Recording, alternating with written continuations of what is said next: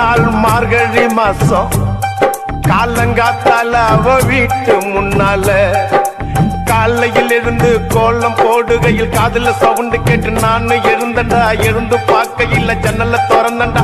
கொஞ்சம் குமரிய கண்ணுல பார்த்தண்டா. அவ என்ன பார்த்தா, நான் அவளை பார்த்த.